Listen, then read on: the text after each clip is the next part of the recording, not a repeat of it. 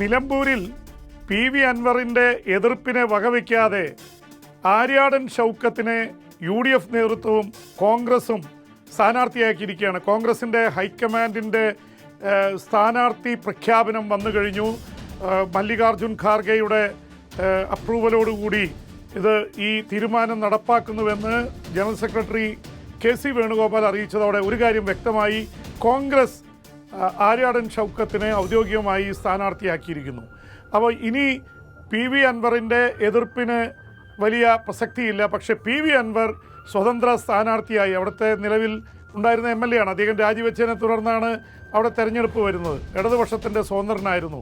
ഇടതുപക്ഷ നേതൃത്വവുമായി, പ്രത്യേകിച്ച് പിണറായി വിജയൻ എന്ന മുഖ്യമന്ത്രിയുമായി ഇടഞ്ഞാണ് അദ്ദേഹം യുദ്ധം പ്രഖ്യാപിച്ചത്. അത് കഴിഞ്ഞ് രാജിവെച്ചു. ഇപ്പോൾ തെരഞ്ഞെടുപ്പ് വന്നിരിക്കുന്നു.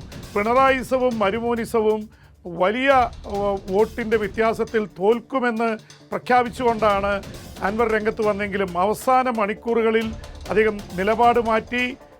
താൻ പറയുന്ന സ്ഥാനാർത്ഥിയെ കോൺഗ്രസ് മുന്നിട്ടിറക്കിയില്ലെങ്കിൽ താൻ പിന്തുണ നൽകില്ല, താൻ സ്ഥാനാർത്ഥിയാവുമെന്ന ഭീഷണിയാണ് അൻവർ അവസാനമായി നൽകിയത്. എന്തായാലും അതിന് വഴങ്ങണ്ടെന്നാണ് കോൺഗ്രസ് നേതൃത്വം തീരുമാനിച്ചത്. എന്തായാലും അൻവറിനെ മെരുക്കാൻ മുസ്ലിം ലീഗിൻ്റെ നേതൃത്വത്തിൽ ശ്രമങ്ങൾ നടക്കുന്നുണ്ട്. ഒരുപക്ഷെ അൻവറിൻ്റെ പ്രധാന ആവശ്യം തന്നെ UDFിലെ ഘടകകക്ഷിയാക്കണമെന്നാണ്. ഒരുപക്ഷെ അദ്ദേഹം VS ജോയിയെ സ്ഥാനാർത്ഥിയാക്കണം, DCC പ്രസിഡന്റ് VS ജോയിയെ സ്ഥാനാർത്ഥിയാക്കണമെന്നാണ് ആവശ്യപ്പെട്ടിരുന്നത്.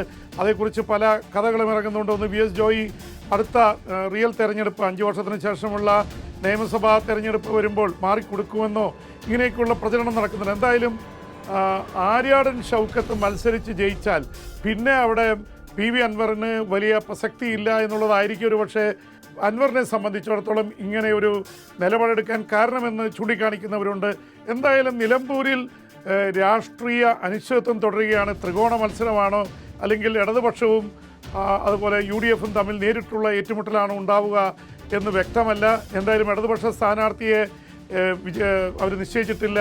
ഒരുപക്ഷെ ആര്യാടൻ ഷൗക്കത്ത് സ്ഥാനാർത്ഥിയായ സാഹചര്യത്തിൽ മറ്റേതെങ്കിലും സമുദായത്തിൽ നിന്നുള്ള സ്ഥാനാർത്ഥി സ്വതന്ത്ര സ്ഥാനാർത്ഥിയായിട്ട് വരുമോ എന്നുള്ള ചിന്തകളുണ്ട്. കാരണം ഹൈന്ദവ സമുദായത്തിന് വോട്ട് ബാങ്കിൽ വലിയ സ്വാധീനമുള്ള മണ്ഡലമാണ്.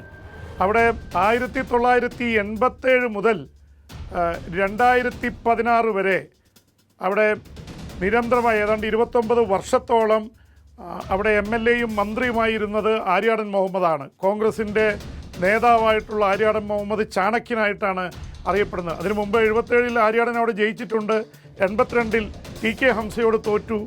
പക്ഷേ 87 മുതൽ തുടർച്ചയായി അതിനൊരു ഇക്വേഷനുണ്ട്. പ്രത്യേകിച്ച് അദ്ദേഹം മുസ്ലിം ലീഗിൻ്റെ നേതാക്കളെ ബാഫിക്ക് തങ്ങളെയും പാണക്കാട് ശിഹാബ് തങ്ങളൊക്കെ ആയിട്ട് ഏറ്റുമുട്ടിയ ആളാണ്. അപ്പോൾ മുസ്ലിം ലീഗിൻ്റെ എതിർപ്പിനെ വകവയ്ക്കാതെ അദ്ദേഹം അവിടെ മത്സരിക്കുകയും മുസ്ലിം സമുദായത്തിലെ തന്നെ പുരോഗമനവാദികളുടെ പിന്തുണ, മറ്റു സമുദായങ്ങൾ ഹൈന്ദവരും അതുപോലെ തന്നെ സെക്യുലർ ഇമേജുള്ള ഒരു സ്ഥാനാർത്ഥി എന്ന നിലയിലാണ് ആര്യാടൻ അവിടെ വിജയിച്ചു കൊണ്ടിരുന്നത്.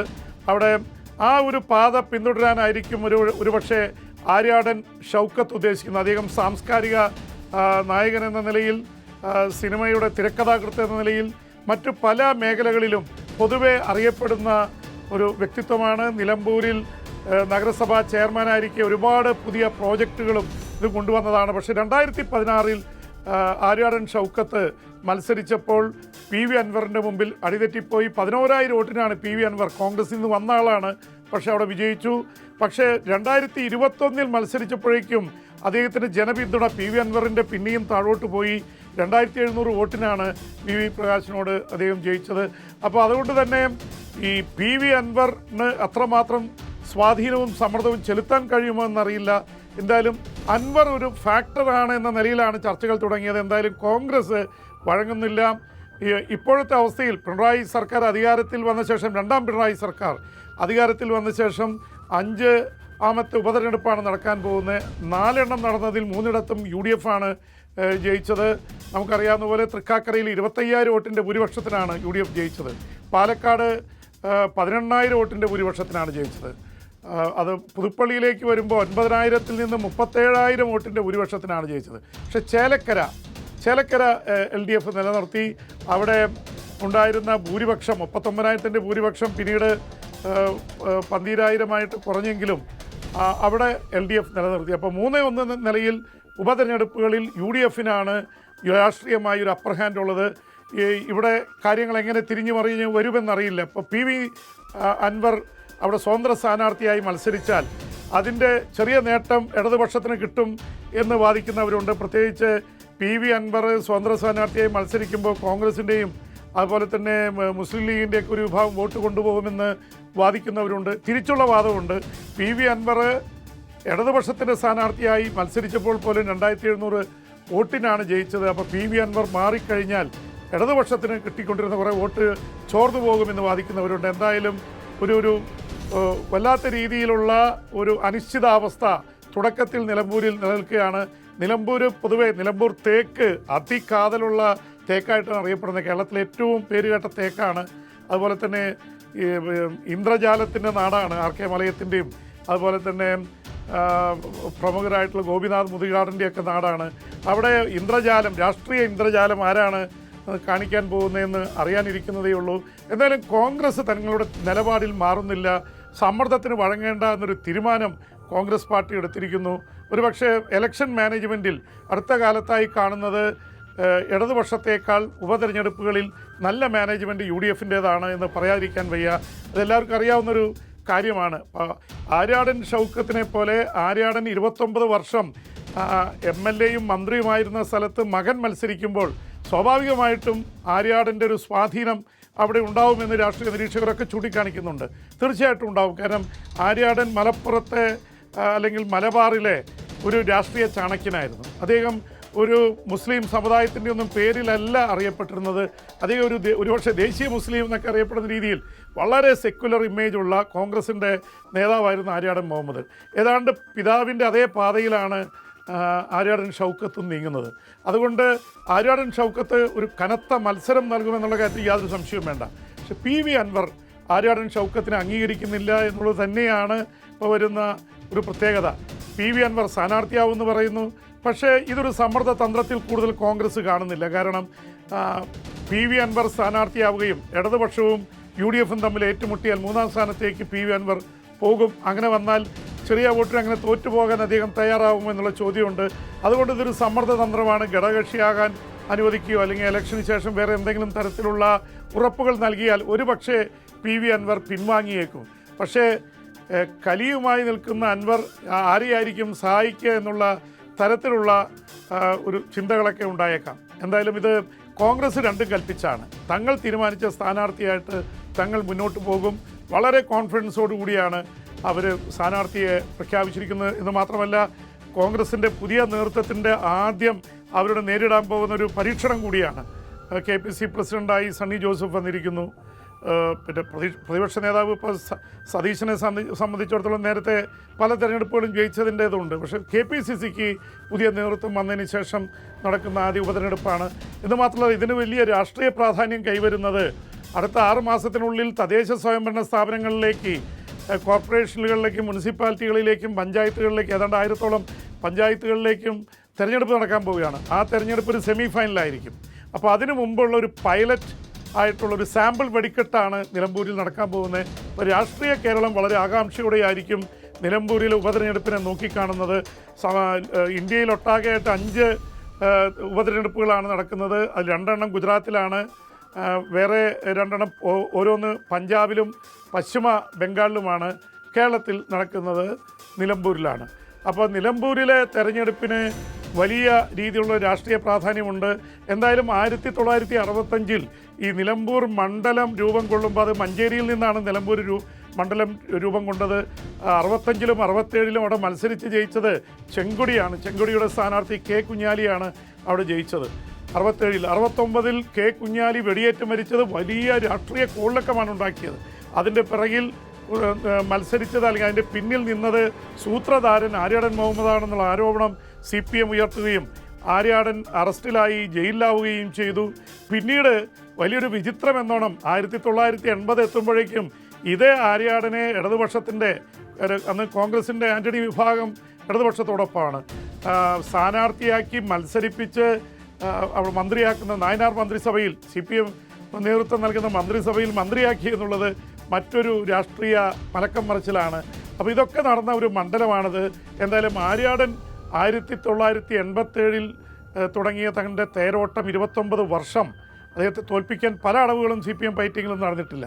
ആകെ 1982 TK ഹംസയെ, അന്നത്തെ മലപ്പുറത്ത് DCC പ്രസിഡൻ്റായിരുന്ന TK ഹംസയെ രംഗത്തിറക്കിയാണ് ആര്യാടനെ വീഴ്ത്തിയത്. പക്ഷേ ആര്യാടൻ പിന്നീട് 5 വർഷത്തിന് ശേഷം അത് തിരിച്ചു പിടിച്ചതിന് ശേഷം പിന്നീട് ആര്യാടൻ തിരിഞ്ഞു നോക്കിയിട്ടില്ല. 2016 ആര്യാടൻ മുഹമ്മദ് വിരമിക്കുന്നത് വരെ ആ സ്ഥാനത്ത് തുടർന്നു എന്നുള്ളതാണ്. ആര്യാടൻ്റെ ഒരു മാജിക് അത് തൻ്റെ മകൻ ആര്യാടൻ ഷൗക്കത്തിന് മുന്നോട്ട് കൊണ്ടുപോകാൻ കഴിയുമോ എന്നാണ് അറിയാനുള്ളത്.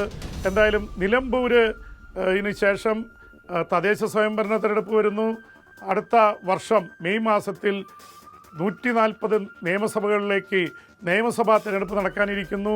കേരളം ആര് ഭരിക്കുമെന്നുള്ളത് ഒരു വർഷത്തിന് ശേഷം അറിയാം. അപ്പോൾ സെമി ഫൈനലിലും ഫൈനലിനും മുമ്പുള്ള ഈ പരീക്ഷണം രാഷ്ട്രീയ കേരളത്തെ സംബന്ധിച്ചിടത്തോളം വളരെ പ്രധാനപ്പെട്ടതാണ്. അതുകൊണ്ട് തന്നെ ജൂൺ 19 വോട്ടെടുപ്പ് നടക്കും വരെ കേരളത്തിൽ ഈ മഴയ്ക്കിടയിലും വലിയ രാഷ്ട്രീയ ചൂട് നിലമ്പൂരിൽ അനുഭവപ്പെടാൻ പോവുകയാണ്. അവിടെ തീർച്ചയായിട്ടും രണ്ട് മുന്നണികളും തമ്മിലുള്ള പോരാട്ടം അതിശക്തമായിരിക്കും. ഒരുപക്ഷെ BJPയുടെ സ്ഥാനാർത്ഥിയെ സംബന്ധിച്ച് ഒരുപാട് തരത്തിലുള്ള നടക്കുന്നുണ്ട്. രാജീവ് ചന്ദ്രശേഖർ BJPയുടെ സംസ്ഥാന പ്രസിഡന്റ് തന്നെ അവിടെ മത്സരിക്കാൻ താല്പര്യമില്ല എന്നുള്ള രീതിയിലാണ് പറഞ്ഞത്. ഒരുപക്ഷെ BDJSൻ്റെ സ്ഥാനാർത്ഥി വരട്ടെ എന്നുള്ള രീതിയിലുള്ള ചിന്തകൾ നടക്കുന്നുണ്ട്.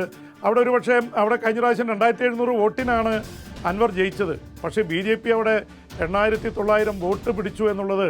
അപ്പോൾ BJP സ്ഥാനാർത്ഥിക്ക് ഒരാൾ ജയിപ്പിക്കാനും തോൽപ്പിക്കാനും കഴിഞ്ഞേക്കാം എന്നുള്ളൊരു വാദം കൂടി ഉയരുന്നുണ്ട്. ഒരുപക്ഷെ BJP സ്ഥാനാർത്ഥിയെ നിർത്താതെ വരികയും ഒരു ഹൈന്ദവ സ്ഥാനാർത്ഥിയെ CPM രംഗത്തിറക്കുകയും ചെയ്താൽ എങ്ങനെയുള്ള മത്സരമായിരിക്കും നടക്കുക എന്നുള്ള ചോദ്യമൊക്കെ വരുന്നുണ്ട്. അപ്പോൾ എന്തൊക്കെ രാഷ്ട്രീയ പരീക്ഷണം നടക്കാൻ പോകുന്നു എന്നുള്ള കാര്യത്തിൽ വലിയ രീതിയിലുള്ള അഭ്യൂഹങ്ങൾ പരക്കുന്നുണ്ട്. CPM അവരുടെ ട്രംപ് കാർഡ് അല്ലെങ്കിൽ തുറുപ്പ് ചീട്ട് നെഞ്ചോട് അടുത്ത് പിടിച്ചിരിക്കുകയാണ്. പിണറായി വിജയനായിരിക്കും ഒരു പക്ഷേ അതിൽ നിർണായക തീരുമാനമെടുക്കാൻ പോകുന്നത്. അപ്പോൾ ഒരു രാഷ്ട്രീയ പരീക്ഷണത്തിൻ്റെ വേദിയായി CPM അത് ഉപയോഗിക്കുമോ? ഒരുപക്ഷേ CPMനെ സംബന്ധിച്ചിടത്തോളം അവർ പാർട്ടി സ്ഥാനാർത്ഥി ഇറക്കാനുള്ള സാധ്യത വളരെ കുറവാണ്. അങ്ങനെയുള്ള ഒരു വലിയ പാർട്ടി സ്ഥാനാർത്ഥി നിലമ്പൂർ ഇറക്കാൻ കാണുന്നില്ല. അങ്ങനെ വന്നാൽ അവരിറക്കുന്ന ഒരു സ്ഥാനാർത്ഥി തീർച്ചയായിട്ടും ഒരു സ്വതന്ത്ര സ്ഥാനാർത്ഥിയായിരിക്കും. അത് മറ്റു സമുദായങ്ങളിൽ നിന്ന്, ഇപ്പോൾ ഷൗക്കത്തിൻ്റെ പേര് വന്ന സ്ഥിതിക്ക് മറ്റു സമുദായങ്ങളിൽ നിന്ന് ഇറക്കുമോ, അല്ലെങ്കിൽ ഒരു മുസ്ലിം സമുദായത്തിൽപ്പെട്ട ഒരു ന്യൂനപക്ഷ സമുദായ സ്ഥാനാർത്ഥിയെ തന്നെ കൊണ്ടുവരുമോ? ഇതൊക്കെ ഇതാണ്. എന്തായാലും കോൺഗ്രസിൻ്റെ സ്ഥാനാർത്ഥിയെ പ്രഖ്യാപിക്കട്ടെ എന്ന നിലപാടാണ് CPM എടുത്തിരിക്കുന്നത്. കോൺഗ്രസിൻ്റെ സ്ഥാനാർത്ഥിയായിരിക്കുന്നു. ഷൗക്കത്തിൻ്റെ കാര്യത്തിൽ ഇനി മാറ്റമില്ല. ഹൈക്കമാൻഡ് അംഗീകരിച്ച് പ്രഖ്യാപിച്ചു കഴിഞ്ഞു. ഹൈക്കമാൻഡ് ഒരു സ്ഥാനാർത്ഥിയെ പ്രഖ്യാപിച്ചിട്ട് പിന്നെ പിൻവലിക്കുന്നത് ഉണ്ടാവാറില്ല. വളരെ അപൂർവമായി സംഭവിച്ചത് K കരുണാകരൻ്റെ 3 സ്ഥാനാർത്ഥികളെ ഹൈക്കമാൻഡ് പ്രഖ്യാപിച്ച ശേഷവും K കരുണാകരന് വേണ്ടി 3 സ്ഥാനാർത്ഥികളെ പിൻവലിപ്പിച്ച് ചന്ദ്രശേഖരനെയൊക്കെ മാലത്ത് സരളാദേവിയൊക്കെ മത്സരിപ്പിച്ച സംഭവം ഓർക്കുന്നുണ്ടാവും. അതായിരിക്കും ഒരു പക്ഷേ ഹൈക്കമാൻഡ് എടുത്ത തീരുമാനം മാറ്റി മറിച്ചുകൊണ്ട് ചെയ്തത്. പക്ഷെ അങ്ങനെ ഒരു തീരുമാനത്തിന് ഇവിടെ ഒരു സാധ്യതയുമില്ല. PV അൻവർ സ്ഥാനാർത്ഥിയാവുമോ ഇല്ലയോ എന്നുള്ളതാണ് ഇനി അറിയേണ്ട കാര്യം. അതുകൂടാതെ ഇടതുപക്ഷത്തിൻ്റെ സ്ഥാനാർത്ഥി ആരായിരിക്കും? എന്തായാലും അടുത്ത 24 മണിക്കൂറിനുള്ളിൽ ഇതൊക്കെ ഉരുത്തിരിഞ്ഞ് വരാനുള്ള സാധ്യത വളരെ കൂടുതലാണ്. നിലമ്പൂരിനെ സംബന്ധിച്ചിടത്തോളം 14 തവണ നടന്ന തെരഞ്ഞെടുപ്പുകളിൽ 10 തവണയും അവിടെ UDF ആണ് ജയിച്ചിട്ടുള്ളത്. 4 തവണയാണ് ഇടതുപക്ഷം വിജയിച്ചിട്ടുള്ളത്. ആദ്യത്തെ 2 തവണ 65-ലും 67-ലും CPM, പിന്നീട് 80-ൽ 82-ൽ, അങ്ങനെ 4 തവണ ഇടതുപക്ഷം വിജയിച്ച മണ്ഡലമാണ്. 82-ന് ശേഷം പിന്നെ അവിടെ വിജയിക്കാൻ CPMനോ ചെങ്കൊടി നാട്ടാൻ ഇടതുപക്ഷത്തിനോ കഴിഞ്ഞിട്ടില്ല എന്നുള്ളത് ഒരു പ്രത്യേകതയാണ്. PV അൻവറിലൂടെ ഒരു സ്വതന്ത്രനെ കൊണ്ടുവന്നുകൊണ്ടാണ് 2016-ൽ ഇടതുപക്ഷം ഈ മണ്ഡലം കോൺഗ്രസിൽ നിന്ന് തിരിച്ചു പിടിച്ചത്, ആര്യാടനിൽ നിന്ന് തിരിച്ചു പിടിച്ചത്. പക്ഷേ ആര്യാടൻ്റെ സ്വാധീനം ഇപ്പോഴും ആ മണ്ഡലത്തിലുണ്ട്. ആര്യാടൻ ഷൗക്കത്ത് അവിടെ 2016-ൽ മത്സരിച്ച് തോറ്റെങ്കിലും ഇന്ന് ആര്യാടൻ ഷൗക്കത്തിന് അതിൽ നിന്ന് വ്യത്യസ്തമായിട്ടുള്ളൊരു പ്രതിച്ഛായ ഉണ്ടെന്ന് പറയുന്നു. അപ്പോൾ അതുകൊണ്ട് തന്നെ ശരിക്കും ഈ ചാലിയാർപ്പുഴ പോലെ ആകെ കലങ്ങി മറിഞ്ഞ ഒരു രാഷ്ട്രീയ കാലാവസ്ഥയിലാണ് കാര്യങ്ങളൊക്കെ പോകുന്നത്. മഴ കനത്ത് പെയ്യുകയാണ്. ആ മഴയുടെ കനത്ത് പെയ്യുന്ന മഴയ്ക്കിടയിലും ഈ രാഷ്ട്രീയത്തിൻ്റെ ചൂട് കുറയുന്നില്ല. അത് വരും ദിവസങ്ങളിൽ കൂടിക്കൊണ്ടേയിരിക്കും. ജൂൺ 23-ന് ബാലറ്റ് പെട്ടി പൊട്ടിക്കുമ്പോൾ ആരായിരിക്കും ജയിക്കുക എന്ന് കണ്ടറിയണം. ഒരുപക്ഷെ പ്രവചനങ്ങളെയൊക്കെ കാറ്റിൽ പറത്തുന്ന അതുകൊണ്ടാവാം. സ്ഥാനാർത്ഥി നിർണയം വളരെ പ്രധാനപ്പെട്ടത് തന്നെയാണ്. യഥാർത്ഥത്തിൽ 3 സ്ഥാനാർത്ഥികളും രംഗത്ത് വന്നാൽ മാത്രമേ നമുക്ക് കൃത്യമായിട്ട് പറയാനൊക്കെയുള്ളൂ. അല്ലെങ്കിൽ ചിലപ്പോൾ ഇടതുമുന്നണിയും UDF-ഉം തമ്മിൽ നേരിട്ടുള്ള മത്സരമാണെങ്കിൽ BJP-യുടെയൊക്കെ നിലപാട് വളരെ നിർണായകമായിരിക്കും. അപ്പോൾ ഇതൊക്കെ ഇനി രാഷ്ട്രീയമായിട്ട് കാണേണ്ടിയിരിക്കുന്നു. നിലമ്പൂർ രാഷ്ട്രീയ കേരളത്തിൻ്റെ പരീക്ഷണ നിലം ആയി മാറുകയാണ്.